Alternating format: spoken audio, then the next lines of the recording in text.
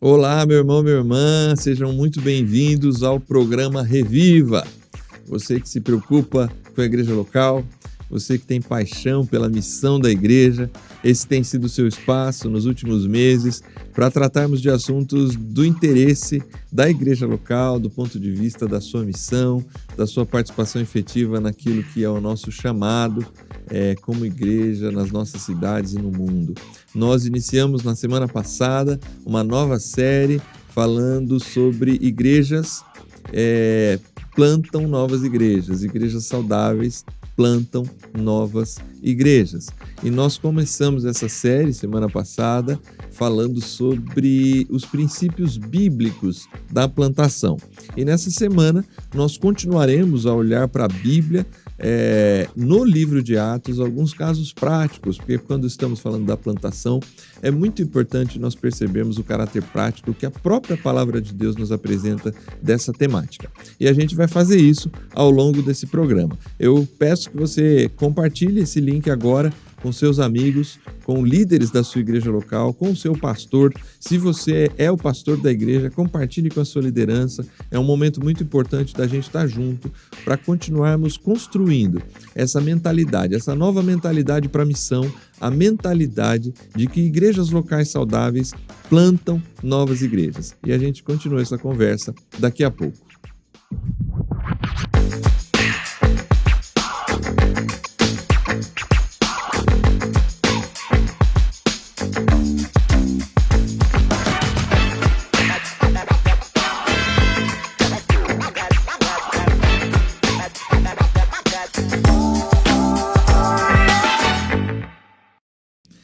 Muito bem, estamos de volta aqui, programa Reviva. É muito bom receber você, é muito bom estar contigo, participando desse programa.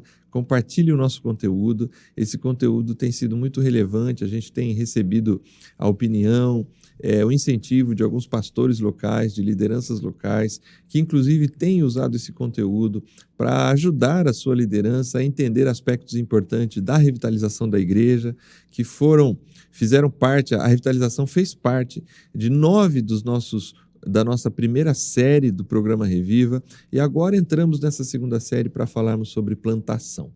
Igrejas saudáveis, elas evangelizam, igrejas saudáveis discipulam, igrejas saudáveis louvam a Deus, adoram a Deus, e igrejas saudáveis plantam novas igrejas. Esse é o nosso assunto desta série. Semana passada nós conversamos um pouco sobre como isso se dá a partir das cartas, a partir do próprio livro de Atos, apresentando alguns princípios básicos das boas novas, do fortalecimento da igreja, da composição de novas lideranças. Foi muito legal. Se você não participou, não assistiu, assista o primeiro episódio desta série. É só procurar aí no nosso conteúdo na TV Viva a Promessa no YouTube. E hoje a gente continua, como eu disse para vocês que acompanharam já na semana passada, continuamos aqui com o pastor Alex.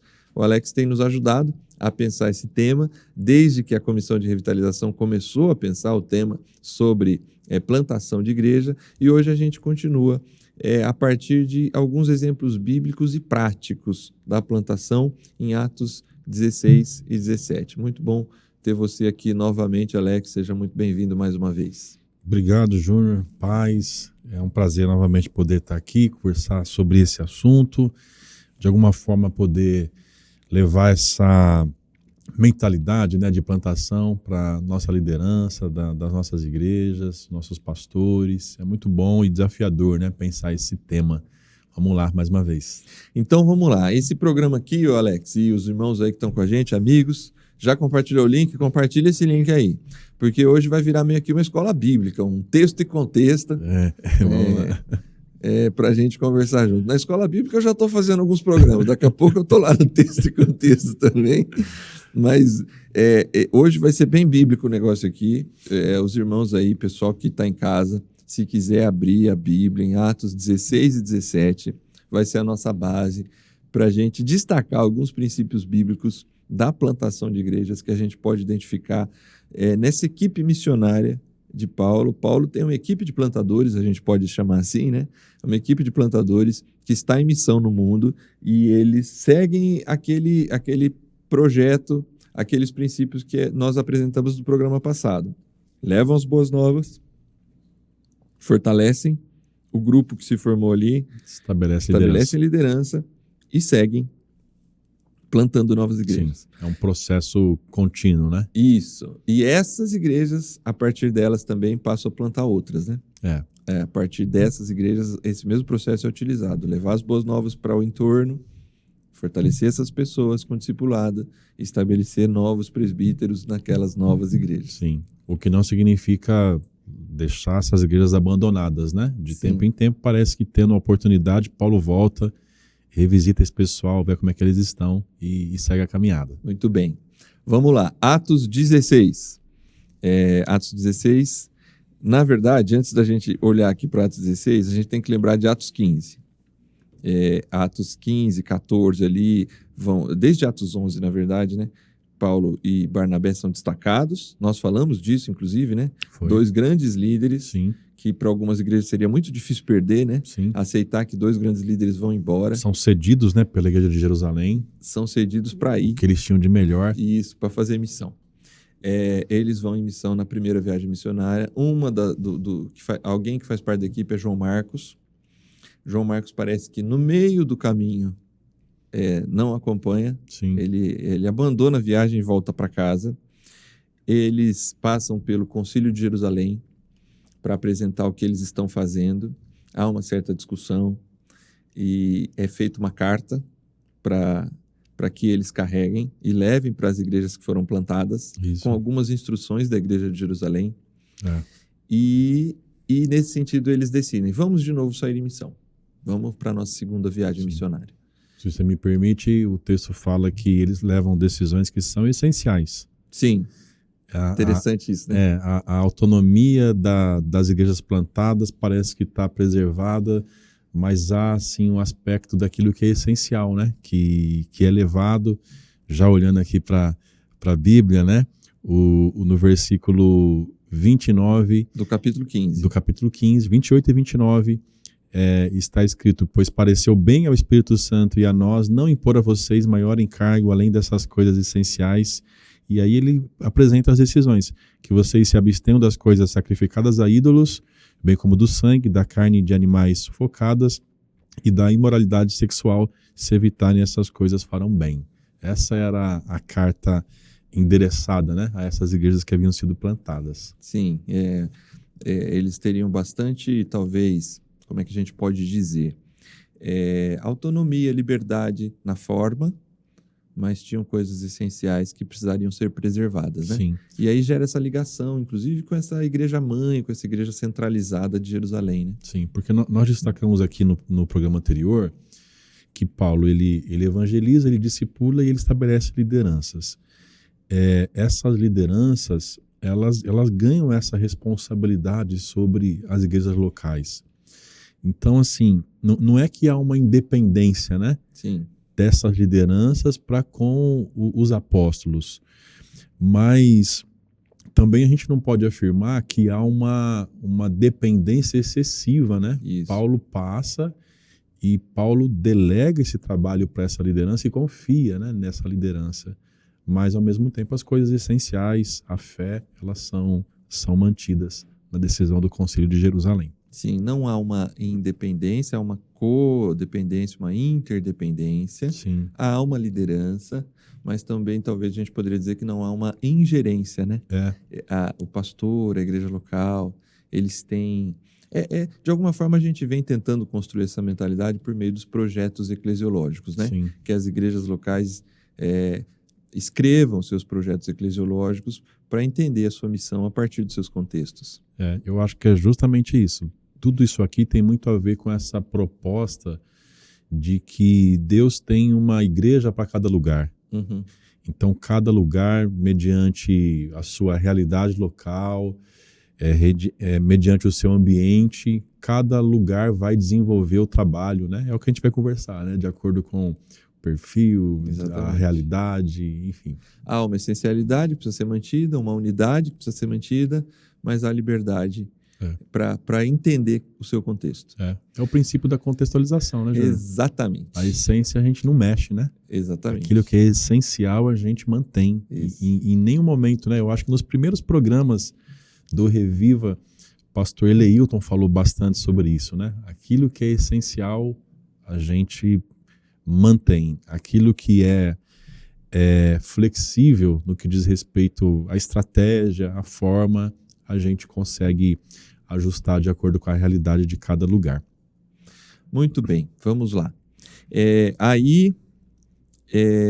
Há uma divisão, no sentido, não exatamente uma divisão, mas há uma discussão de opiniões da maneira de fazer a missão nessa segunda viagem missionária entre Paulo e Barnabé. Paulo, eles querem ir juntos em missão, e Barnabé fala, vamos chamar João Marcos novamente. Paulo diz, não quero levar João Marcos. Barnabé fala, tem que levar. Eles discutem, e dali duas equipes missionárias são destacadas, certo? Sim, e aí eu destaco nesse ponto, né? Além de toda essa história que a gente já conhece, né? De João Marcos em algum momento ter desertado, né? Da missão, eu destaco aqui o aspecto do controle de Deus, né? Sobre todas as coisas, inclusive sobre a própria missão, porque aquilo que pode parecer aqui um problema para nós, Deus ele reverte essa situação. Antes nós tínhamos uma equipe missionária, né? Agora com essa discussão, esse problema que aconteceu entre Paulo e Barnabé, a gente passa a ter duas equipes missionárias, né? Sim. Barnabé acredita em João Marcos e vai formar essa equipe com ele, enquanto Paulo chama Silas e também vão seguir na jornada missionária. Então Deus tinha uma equipe missionária para plantar igrejas. Agora tem no mínimo duas, né? Além de todos os demais cooperadores que Paulo tinha no ministério. Há maneiras diferentes de abordar a missão e a plantação, né? E essa discussão não é uma discussão de essência, né? Não é. É uma discussão, inclusive, de forma, né? Um pensa que vale a pena investir num garoto que é inexperiente, que já mostrou certa capacidade de falhar, né? Sim. E Paulo não está muito disposto a lidar com isso, né? Lucas não se preocupa em dizer quem está certo ou quem está errado. Acho que essa realmente não é a preocupação, é mostrar realmente como Deus conduz todas as coisas, porque lá na frente, no final da vida de Paulo, a gente vê, por exemplo, Paulo chamando, traga João Marcos, ele me é muito útil no ministério. Né? Então, em algum momento, essas equipes missionárias baixaram a tensão daquela divisão ali e novamente entenderam o processo daquilo que Deus estava fazendo. Sim. E para mim, o fato de... A Bíblia não vai explicar, Lucas não explica, né? Mas eu acho que, dentre outras coisas que a gente poderia citar, eu acho que o zelo missionário de Paulo, esse desejo no coração de Paulo de que a missão não pare, né? De avançar, de plantar igrejas, isso é tão forte que naquele momento ele entende que não dá para João Marcos, né? Não dá para dar uma segunda chance agora, vai que dê errado de novo, né? Esse negócio.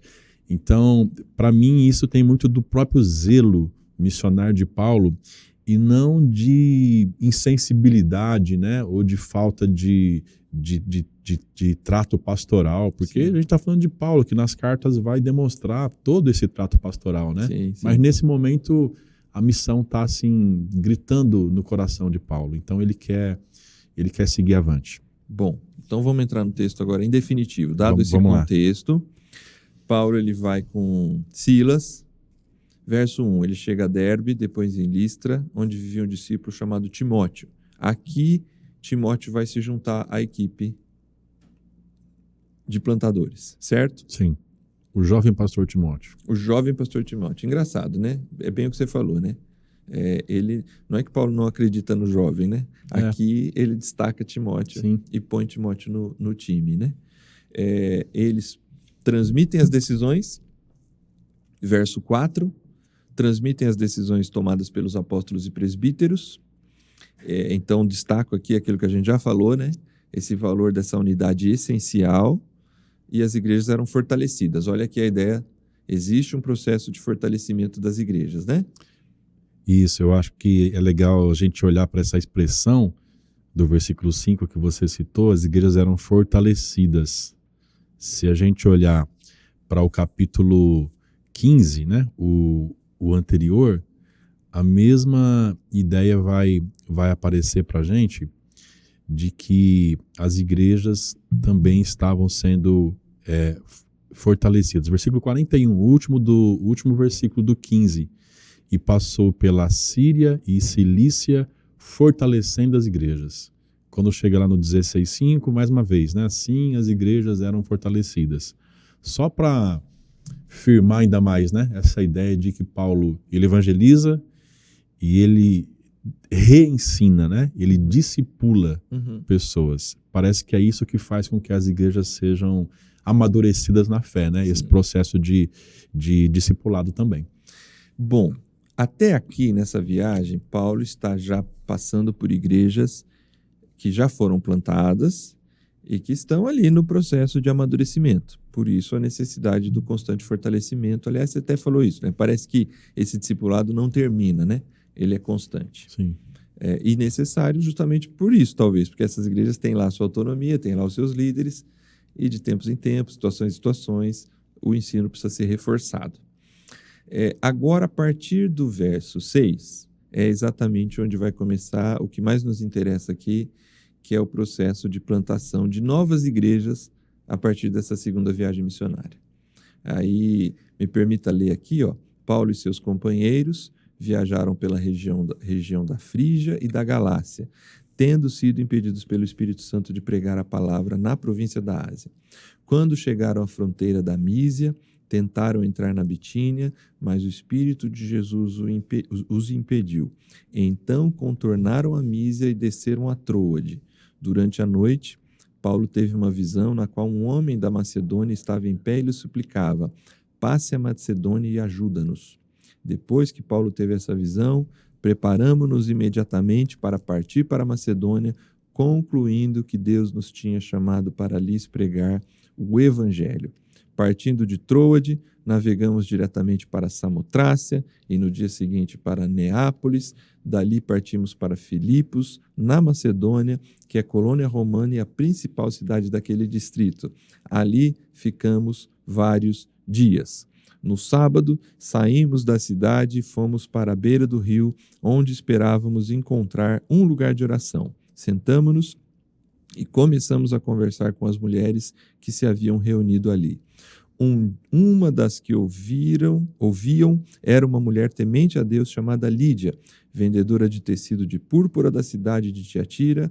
O Senhor abriu seu coração para atender a mensagem de Paulo. Tendo sido batizado, bem como os de sua casa, ela nos convidou dizendo: se os senhores me consideram uma crente no Senhor, venham ficar em minha casa. E nos convenceu. Até aqui eu acho que já tem 4 programas aqui, só esse texto para pensar. Muito subsídio para falar, né? Em princípios bíblicos de plantação. Mas óbvio que interessa para a gente do verso 16, porque no 16 vai acontecer o encontro com uma escrava que tinha um espírito de adivinhação. Essa escrava, os que conhecem bem o texto sabem que ela seguia Paulo e ficava dizendo: estes são servos do Deus Altíssimo, e anunciam o caminho da salvação, no verso 17. Paulo se incomoda com isso.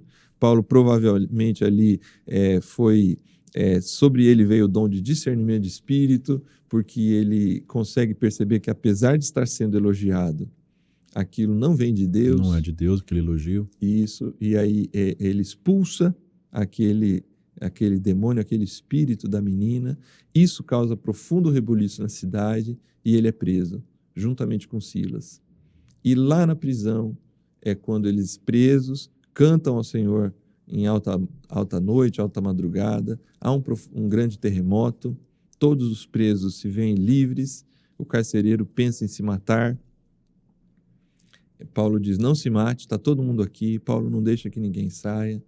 E aí ele prega o evangelho para esse carcereiro, e o carcereiro e a sua casa aceitam também o evangelho e são batizados. É nesse contexto que é plantada a igreja de Filipos. E nós temos a referência de 3 pessoas, ou pelo menos 3 famílias sendo alcançadas. Lídia e sua casa, a menina liberta e o carcereiro e sua família. Sim. Tudo isso ocorre diante de um grande obstáculo. Eles tentaram entrar numa região, o Espírito impediu, tentaram entrar numa outra região, o Espírito impediu, e eles se dirigem para Troade, e ali em Troade é que eles vão identificar, a partir de um sonho que Paulo tem, uma visão que Paulo tem, que eles devem ir para Macedônia. Queria começar aqui com você a pensar num aspecto da plantação.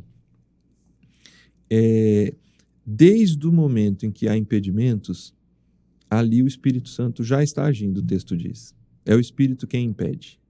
Nós não sabemos por quê, nem exatamente o que aconteceu para eles chegarem à conclusão de que o Espírito impediu. A verdade é que eles tentaram, a gente não tem aqui noção de quantos dias, semanas ou meses, mas eles tentaram e foram frustrados. Tentaram de novo e foram frustrados. Desceram a Troade sem saber exatamente o que fazer e ali eles tomaram uma nova decisão. Parece que um dos princípios da plantação é capacidade de persistir, certo? Sim.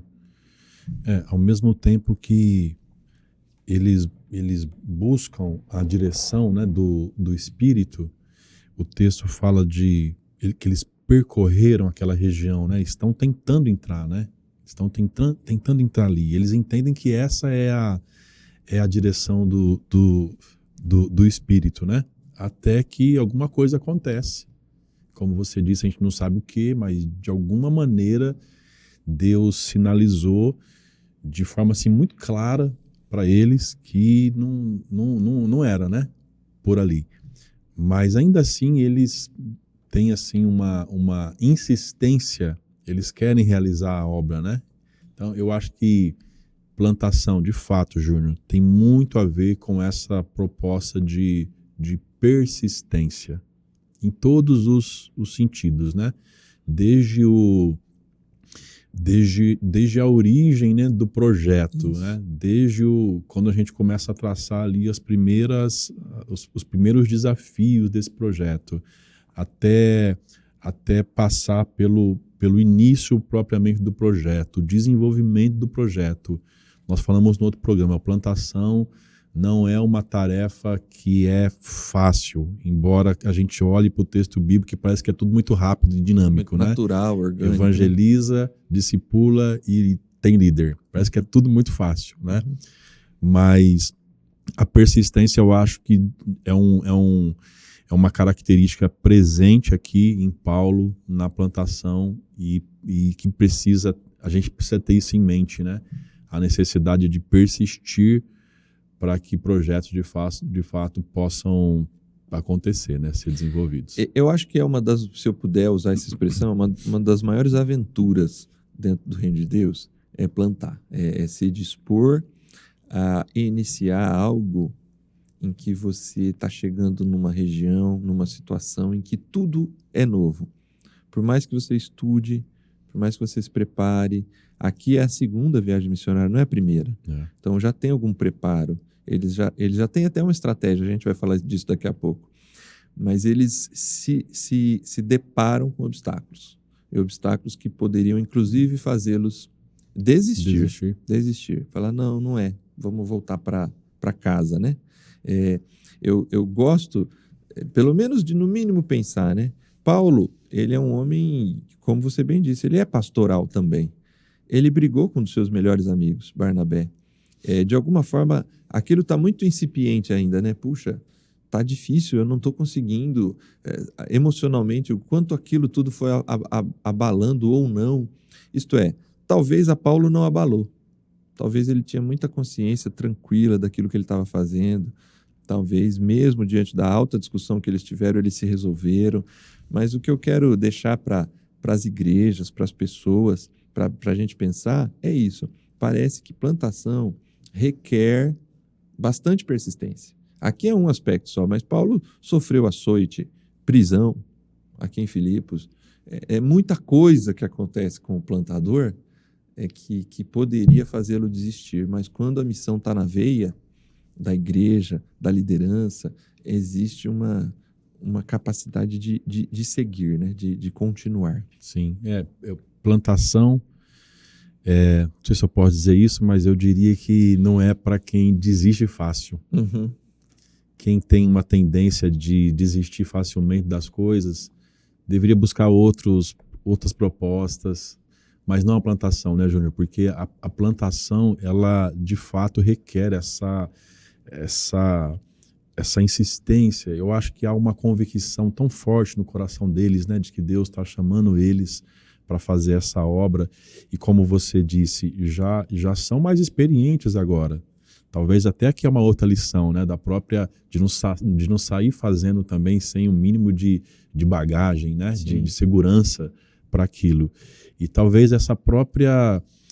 esse próprio fortalecimento deles, né, ministerial, também seja algo que nesse momento aqui os faz insistir e não desistir tão facilmente dessa proposta. Eu estou falando isso para pensar, inclusive acho que na proposta seguinte, que são as estratégias, né? A gente precisa pensar nisso, em quem são de fato as pessoas que Deus tem chamado para plantar, né? Sim.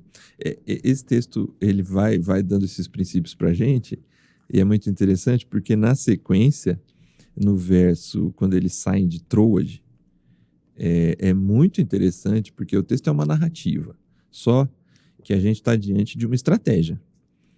Navegamos diretamente para Samotrácia, no dia seguinte para Neápolis e dali partimos para Filipos. Eles recebem eles têm uma certeza de que eles tinham que ir para Macedônia. Eles têm essa certeza que é para cumprir a missão, para pregar o evangelho. Só que eles entram na Macedônia em Neápolis. Eles não param em Neápolis, eles não param na Samotrácia, que é a cidade anterior. Eles vão direto para Filipos. Aí há um aspecto estratégico, né? Plantação precisa de estratégia, né? O que está em jogo aqui, né? E o próprio texto informa, né? O enunciado já diz para a gente um aspecto da estratégia que está aqui presente. Paulo se dirige para a principal cidade do distrito. Paulo parece que, se a gente for olhando todos os capítulos em que ele vai mostrando as cidades pelas quais ele passou, geralmente tem uma ou duas cidades que ele passa e não fica, ele segue. Paulo está sempre em busca, na estratégia missionária de Paulo, parece que Paulo é um missionário urbano para grandes centros. Ele prega em grandes centros comerciais, religiosos, que podem ser, inclusive, centros influenciadores do entorno para que o evangelho seja alcançado por essas igrejas dos grandes centros, né? Sim. Assim foi em Corinto, assim foi em Antioquia, Sim. Assim foi em Roma, assim foi em Tessalônica. Então, Paulo, ele é pregador de grandes centros urbanos. E a estratégia de Paulo parece que é óbvia, né? O evangelho, dali ele vai se ramificar para as cidades do entorno. Então, o que é isso se não for estratégia, né? Sim. Isso nos desafia a pensarmos na questão da plantação, quais as estratégias nós devemos adotar, quais são as cidades que nós precisamos alcançar no desafio de plantação de igrejas. E quando definimos essas cidades, como, né? Uhum. Eu acho que o texto também, no lance da estratégia, vai falar do como, né? Além de mencionar aonde, vai falar o como. Como é que isso se inicia, né? Como é que isso começa? Então, Deus dá para a gente estratégias. E a gente precisa, voltando aqui no anterior, dessa direção de Deus para entender quais são as estratégias que Ele está dando para a gente. É muito importante quem está acompanhando a gente agora entender uma coisa. Ninguém, nem eu, nem pastor Alex, nós não estamos dizendo que a única estratégia é pregar em grandes centros urbanos. Essa é a estratégia do time de Paulo. Sim. Tessalônica, para usar um exemplo. Quando a gente lê a carta, Paulo diz lá, puxa, através do testemunho de vocês, muitas cidades foram alcançadas. Foi. Então, a igreja de Tessalônica, a estratégia da igreja de Tessalônica é alcançar as pequenas cidades rurais que estão no entorno. O princípio da plantação que se destaca aqui é que igrejas plantadoras precisam definir uma estratégia, precisam entender o seu chamado, chamado da liderança que vai ser enviada, e definir uma estratégia de ação. Não é possível ir para campo sem estratégia, né? Sem pensar claramente qual é a estratégia adotada para aquilo que se propôs a fazer. E naquele ambiente está claro para Paulo que essa é a estratégia para que o evangelho mais rapidamente ele se propague, né? Para que ele avance. Então a gente está falando aqui de um movimento natural de plantação de igrejas. Paulo planta essas igrejas e a expectativa dele é que rapidamente essas plantem outras. Para ele, naquele contexto, grandes centros urbanos é a forma de alcançar essas cidades do entorno, né? Aliás, eu acho que essa era a estratégia comercial da época de Paulo, né? E de muitas épocas. Ele se aproveita dessas estratégias, né? E cidades que eram cidades portuárias, cidades que eram rota do comércio. Paulo ele é estratégico na sua proposta de plantar igrejas nesses lugares. Bom, aí é interessante a gente estar aqui defendendo a estratégia e a gente vai ver uma mudança de estratégia no verso seguinte. Ali ficamos vários dias, termina o verso 12. Isso está dentro da estratégia de Paulo. Todo lugar que ele chega parece que ele faz um estudo da região, né?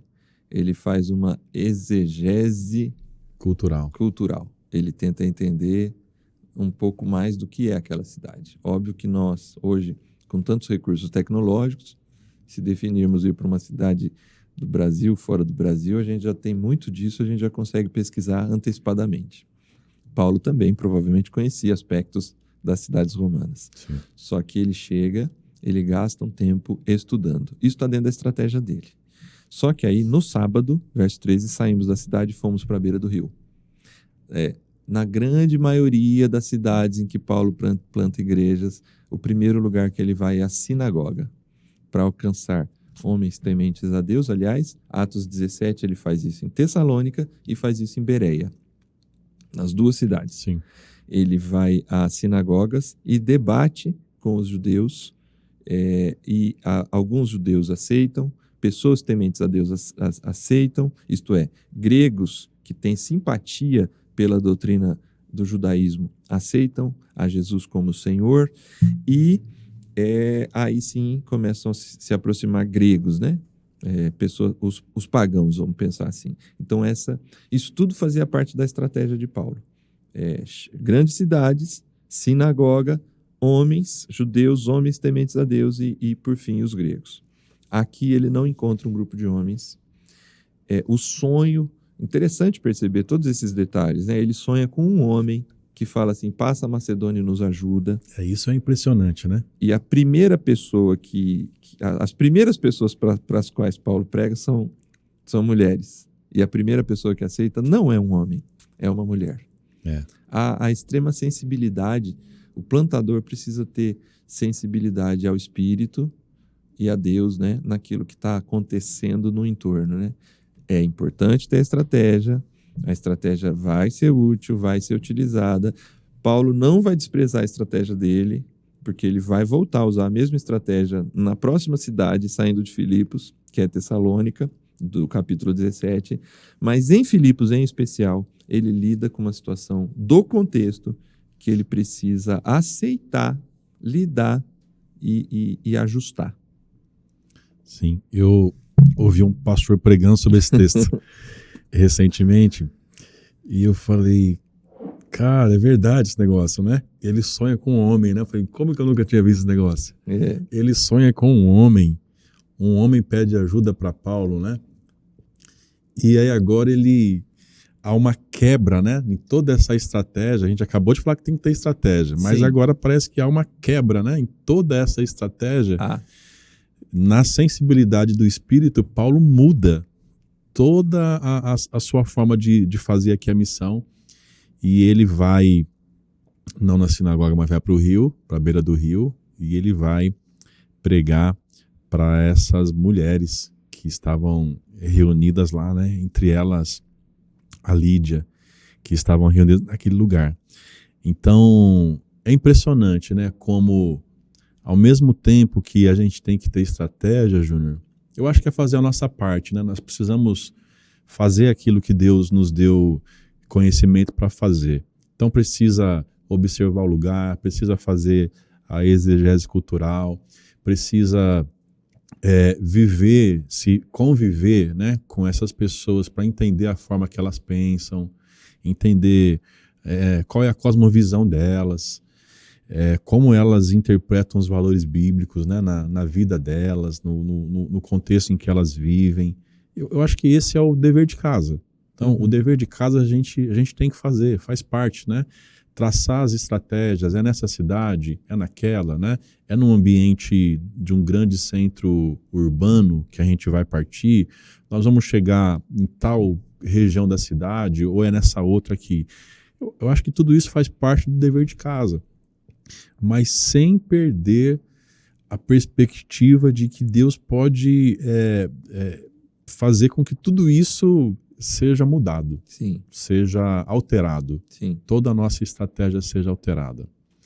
Eu citei rapidamente o movimento Radiação, me permita citar de novo, né? E você, melhor do que eu, pode dizer que no início o público-alvo pensado do Radiação era né? Sim. Era Toda estratégia foi criada, pensada nesse público, e ao longo do tempo Deus foi direcionando de uma forma diferente. Hoje o projeto já não é exatamente aquele lá atrás que foi pensado, né? Ele foi readequado e eu penso que isso faz parte da direção do Espírito, né? Desse lance aqui de Deus mudar as estratégias que a gente precisa criar, mas ser sensível para Ele também. Do ponto de vista prático, muito da estratégia ainda é a mesma, só que a percepção do alcance fez com que a gente fosse obrigado a entender algumas dinâmicas do que estava acontecendo e assumir novas posturas, né? Agora, muito mais agora recentemente, que a gente começa a enxergar de novo algumas coisas lá do começo que precisaram ser deixadas de lado e agora estão sendo retomadas. Podem ser retomadas. Né? Do ponto de vista do universitário, agora que começa a acontecer algumas coisas que parece que é um novo sopro, assim, uma nova direção possível. Mas se não houver essa sensibilidade, há dois aspectos para mim. Ou a crítica da liderança vai ser tão grande que desiste, né? Porque, puxa, mas a gente veio aqui para sinagoga, não para mulher, no Rio. Vamos embora dessa cidade, não é nessa cidade. Não, Paulo fala, não, a gente vai ficar aqui. E o outro aspecto é assim, ficar você mesmo, não a crítica dos outros, mas você mesmo como plantador, emocionalmente muito abatido, né? Por ser com o homem, cadê o homem? Não apareceu o homem, apareceu a Lídia. E depois aparece uma outra mulher, só depois que vem o carcereiro, né? Então é muito interessante entender que na plantação é preciso essa sensibilidade. Esse redirecionamento, né, que Deus ele faz, ele pode envolver o público, ele pode envolver o local, ele pode envolver inclusive o tempo, né? Usando o exemplo que você deu aqui do próprio movimento Radiação. Então, não é que esse público pensado não deva ser alcançado, mas para aquele momento, né, da história, para aquele momento do projeto, Deus redirecionou de uma outra forma e quem sabe Deus está mostrando que agora é o tempo, né, de alcançar esse pessoal. Então, acho que tem a ver com isso, né, essa sensibilidade. Você falando isso me faz voltar um pouco no texto. A Frígia, a Ásia ali, Paulo não pôde entrar ali impedido pelo Espírito. Não é que essas pessoas não poderiam receber o Evangelho, como receberam logo depois. A terceira viagem missionária está muito ali, ligada a essas regiões. Não era a hora dele entrar ali. Chegaria a hora, como chegou. Dele ou de outras equipes entrarem ali. Mas para a gente seguir, que o nosso tempo está correndo aqui. Um outro aspecto importante na plantação é também essa abertura para Jerusalém, Judéia, Samaria e confins da terra. Porque a gente vê isso presente aqui em Filipos. Lídia é uma temente a Deus. Então, ela é uma simpatizante. Vamos imaginar que ela ali é meio para usar a forma como você usou, quem quiser assista o primeiro episódio aí, talvez ali uma Judéia ou Samaria, né? A menina e o carcereiro já são confins. Eles não têm cultura judaica. Essa igreja é uma igreja multicultural. Quando você sai para a plantação, essa possibilidade de públicos diversos, pela sensibilidade do Espírito que vão se aproximando, eles precisam ser acolhidos e ali vai ter que se constituir uma igreja. Você tem uma mulher de alta classe social, o produto que ela vende é muito caro, então ela deve ser muito rica. Você tem uma menina que é uma escrava, tudo indica que ela é de uma baixa classe social, e você tem um carcereiro que é um funcionário público, tudo indica que ele tem uma estabilidade, uma classe média, vamos pensar assim, se a gente fosse usar os termos de hoje, né? Então, em Filipos se forma uma igreja multicultural, né? Sim. E como Deus organiza as coisas, né? Porque já está claro que Paulo não vai se encontrar intencionalmente com Lídia, né? Uhum. Ela é um produto desculpa, né? Para usar aqui a expressão melhor, ele é um resultado da ação do Espírito, né? Que está governando tudo aquilo. Paulo, ele vai ter no seu ministério a partir daqui uma das pessoas mais importantes que vão ajudar no seu sustento ministerial, na formação de outras igrejas, que é a Lídia, né? Então, isso mostra pra gente como que Deus governa as coisas, né? Como que Deus controla a plantação, trazendo pessoas certas na hora certa, né? Uhum. Para executar os papéis certos também. E aí, se a gente continuar aqui na libertação da jovem e na própria questão do carcereiro, ele é um funcionário público, Uhum. né? Essa jovem que é liberta. Então, Deus começa a atuar na plantação também com movimentos diferentes. Deus salva uma pessoa de uma condição social elevada, que vai ser bênção para os projetos missionários, mas Deus também se manifesta com autoridade, né, sobre esse espírito maligno que aprisionava que enganava aquela jovem, tentava enganar a outros também, assim como ele vai alcançar esse funcionário público aqui, que é salvo juntamente com a sua família. Então, esses movimentos, esses não são planejados. A gente não planeja isso. Sim. Né? A plantação, ela é algo que depende absolutamente da graça de Deus. Porque a gente não planeja encontrar alguém que vai sustentar logo de cara, né? Logo de início, vai ser essa bênção para o projeto missionário. A gente não planeja encontrar uma resistência de tal forma, né, que o texto apresenta aqui para a gente, mas Deus vai conduzindo a plantação conforme ele deseja, né? Conforme ele mesmo planeja. Eu acho que é para mostrar para a gente que, por mais que a gente tenha estratégias, ele não só muda as nossas estratégias, né? Ele tem as suas próprias estratégias, Júnior, de conduzir a missão. A gente vê uma clara coparceria, né? O homem, a equipe missionária precisa tomar decisões e precisa agir. E tem uma estratégia. Mas claramente, eles são submissos à liderança e à soberania de Deus. Sim. No processo. Deus é quem tem total interesse na plantação da igreja de Filipos. Deus vai enviando essas pessoas, mas a equipe está lá.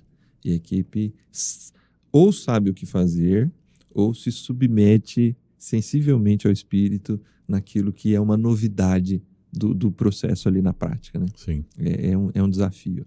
Bom, nosso tempo está acabando, não vai dar tempo da gente ler Atos 17 como um todo. Que os irmãos aí, os amigos em casa, façam esse estudo de Atos 17. A gente só vai dar aqui alguns parâmetros importantes, mas eu acho que a partir do que a gente conversou de Atos 16 aqui, fica até mais fácil, mais gostoso para pegar em casa aqueles que têm essa paixão e dar uma olhada. Mas vamos lá, rapidamente aqui, Alex.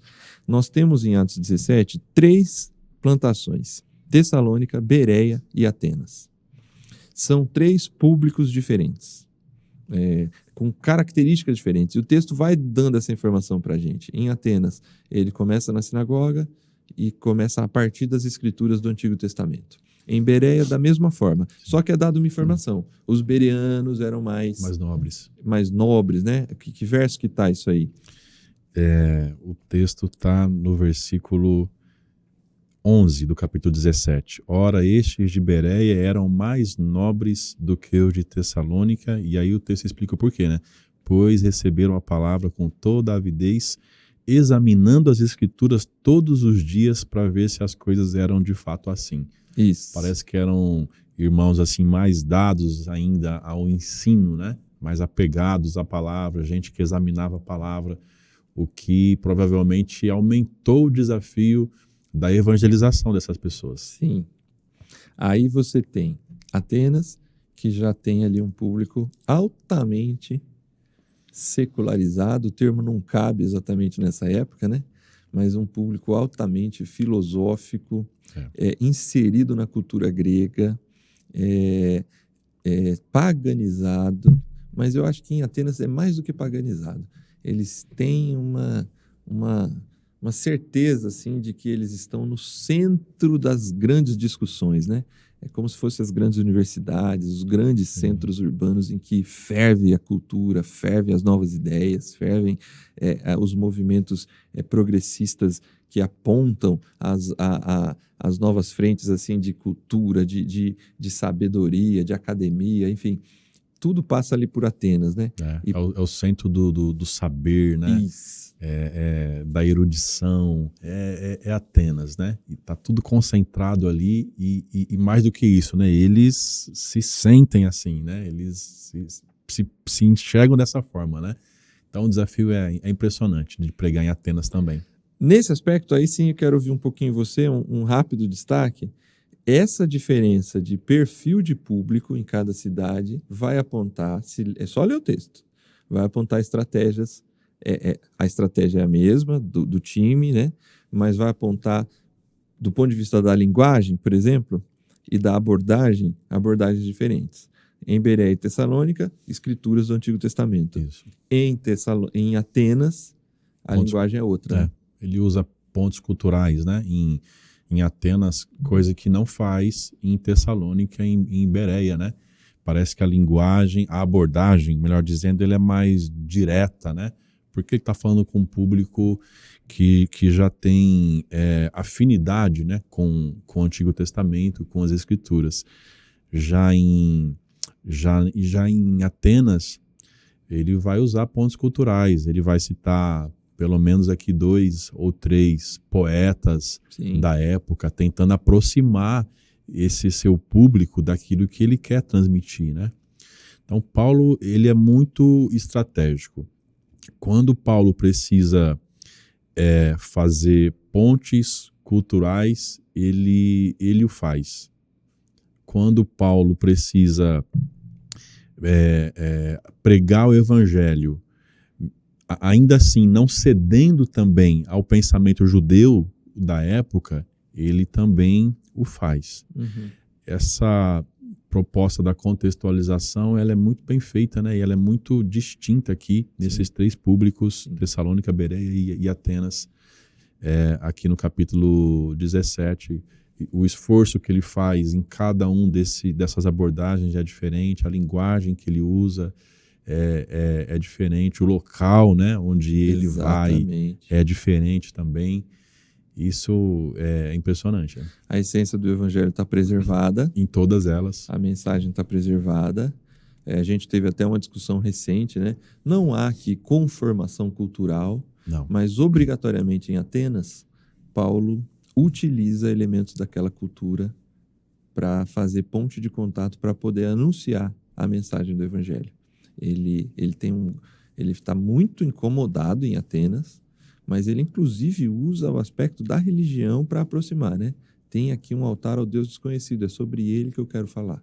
Então Paulo estuda a cidade, estuda qual é o ponto de contato que ele possa chamar a atenção para pregar sobre Jesus para aquela cidade. Ele vai começar a citar, vamos pensar assim, Bíblia, sem aplicar o texto do profeta X ou Y, dentro de uma pregação em que esses termos vão aparecer quando ele começa a falar sobre a ressurreição, sobre o que aconteceu com Jesus. Mas até então ele vem usando essas pontes, né? É muito interessante perceber que a plantação, enquanto princípio, aponta essa necessidade de entender qual é o público, entender qual é a melhor linguagem para conseguir pregar o mesmo e verdadeiro e puro evangelho a partir da realidade de cada contexto. Sim. Eu gosto de um texto que não está aqui em Atos, esses capítulos que a gente está abordando, mas acho que de alguma forma também ele ensina isso para a gente, que é um texto do começo da carta de Coríntios, capítulo 1, versículo 22 e 23. Paulo ele diz assim, os judeus pedem sinais miraculosos, os gregos procuram sabedoria. Então, com quem que ele fica, né? Com o judeu que quer ver milagre ou com o grego que quer só ouvir sobre filosofia? Com quem que ele fica? Aí ele diz assim, nós, porém, pregamos a Cristo, o qual de fato é escândalo para os judeus e é loucura para os gentios. Uhum. Então, a essência do evangelho, ela é preservada em ambos os públicos, né? Sim. Tanto para judeu quanto para grego, ele prega Cristo. Isso. Cristo está sendo pregado, o Cristo da cruz. E o Cristo da cruz, ele vai ser apresentado de formas diferentes, né? Para ambos. Mas o Cristo da cruz, ele confronta todos também. A religiosidade dos judeus E a sabedoria buscada gregos, dos gregos, dos Que gentios. loucura. Mas é isso mesmo. Eu queria terminar aqui, nesse ponto. Isso é interessante pensar o plantador, as pessoas que partem para a plantação precisam pensar que vão enfrentar desafios internos e externos.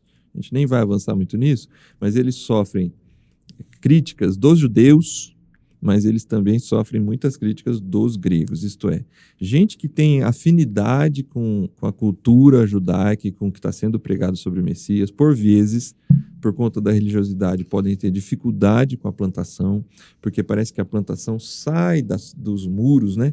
Ela avança para além dos muros daquilo que a gente tem, o conforto de Jerusalém, então isso causa desconforto, causa crítica e por vezes até perseguição, no caso de Paulo.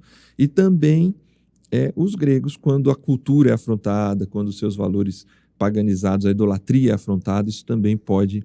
Então, assim, o plantador precisa estar preparado para sofrer críticas internas e externas. Mas eu não queria gastar muito tempo nesse aspecto. Eu queria que a gente encerrasse bem positivamente aqui, porque eu acho que é muito claro, verso 6 e 7 de Atos 17.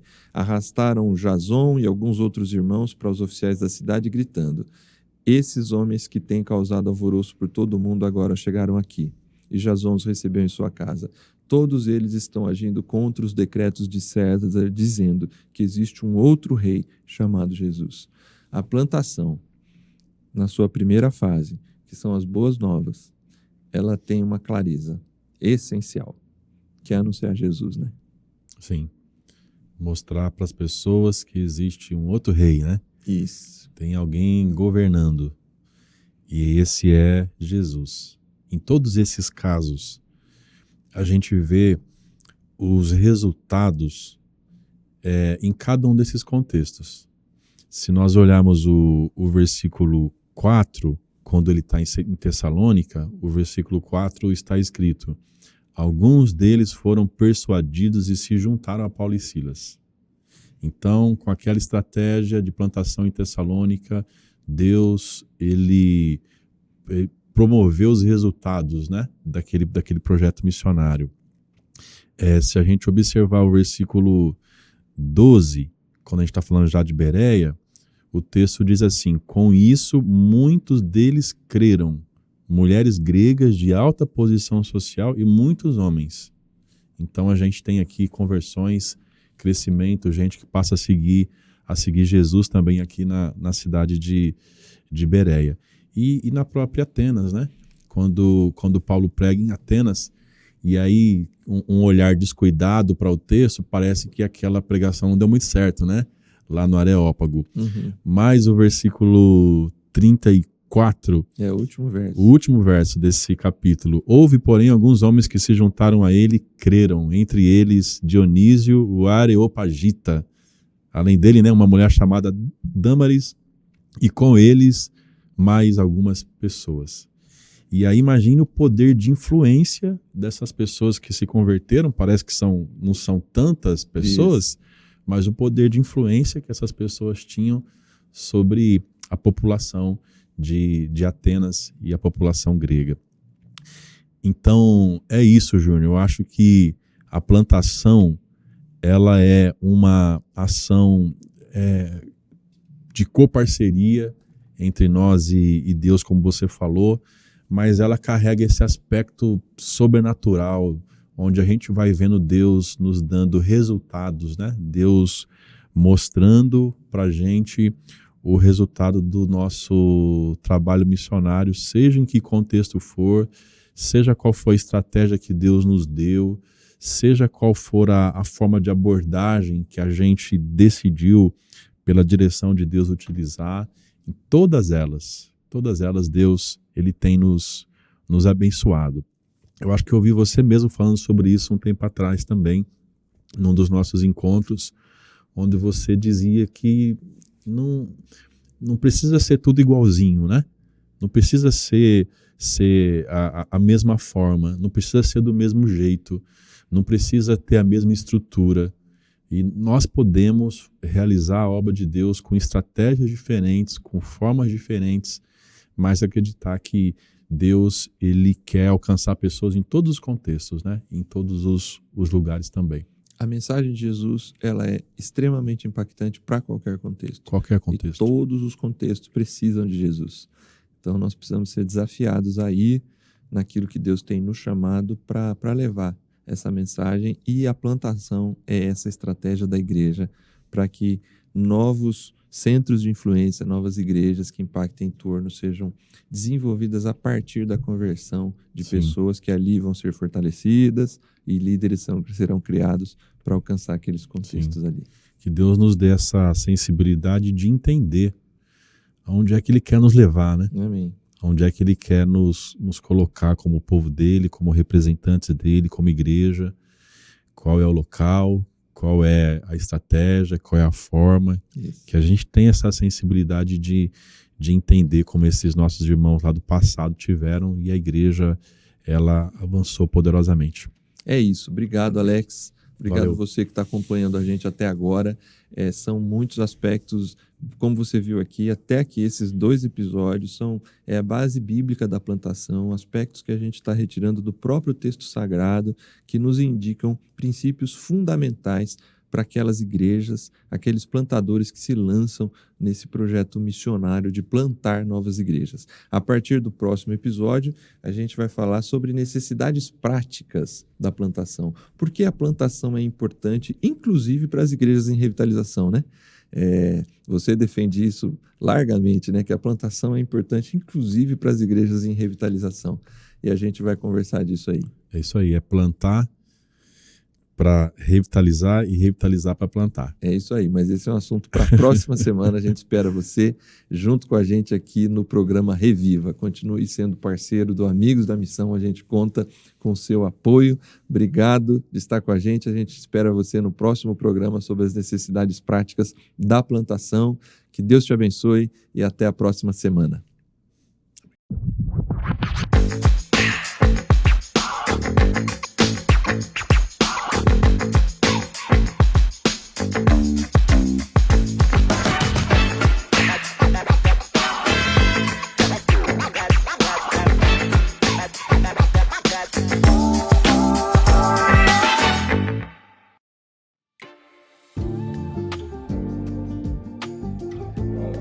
A paz do Senhor Jesus, eu sou o pastor Ageu Bente, sou superintendente da Convenção Baixo Amazonas e eu sou um amigo da missão e quero fazer um convite especial para você também participar, colaborando e nos ajudando nessa grande missão. Seja um amigo da missão.